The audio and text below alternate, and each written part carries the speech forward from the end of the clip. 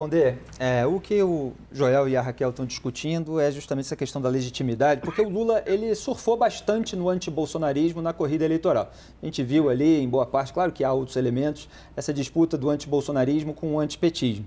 E até que ponto ele consegue explorar esses atos golpistas agora no começo do governo dele? Porque é claro que as pessoas que depredaram patrimônio público, que invadiram os prédios dos três poderes, elas precisam ser punidas. E é natural que o governo fale nessa punição, que está tomando as atitudes respectivas. Agora, a gente precisa sempre fazer uma distinção, até do ponto de vista jornalístico, porque precisamos exercer a vigilância sobre esse governo também, de que a oposição política é legítima, a crítica é legítima e há muitos pontos aí a serem discutidos especificamente sobre o governo Lula. Quer dizer, não é porque uma horda de bolsonaristas, golpistas invadiu ali os três poderes que todo mundo que tenha qualquer observação sobre elementos negativos é golpista.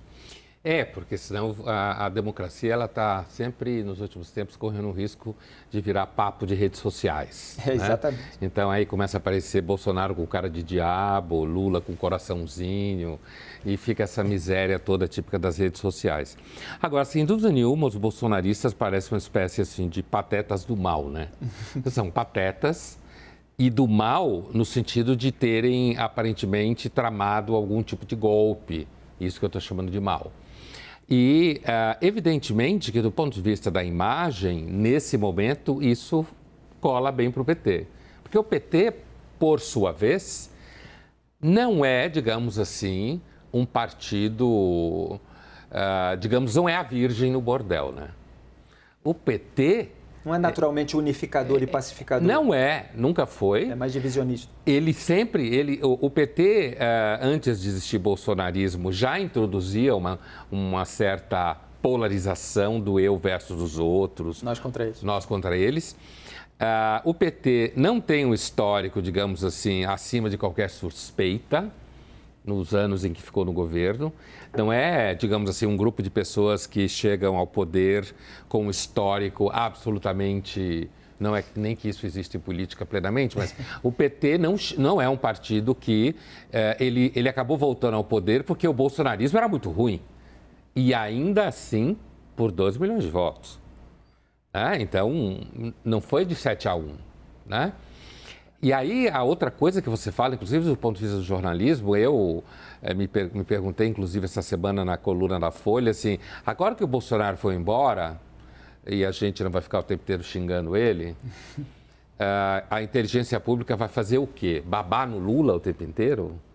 Quer dizer, acho que isso vai ao encontro do que você perguntou, quer dizer, é necessário que... a inteligência pública, os jornalistas, todo mundo que trabalha com o pensamento público, fique atento ao governo do PT, porque seguramente acontecerão coisas que será necessário a gente prestar atenção. Neste momento, essa fumaça toda, o que a Raquel fala... Acaba turbinando o adesismo, o deslumbramento. Turbina o adesismo, turbina a ideia. Está vendo aí que a gente falava... Está vendo aí que a gente avisou? Em 18 isso podia ter sido evitado, aí volta lá para trás. Apesar de que o que a Raquel levanta, de que o bolsonarismo sempre teve o hábito de criar fumaça, fogo e bagunça quando alguma coisa podia ser ruim para ele.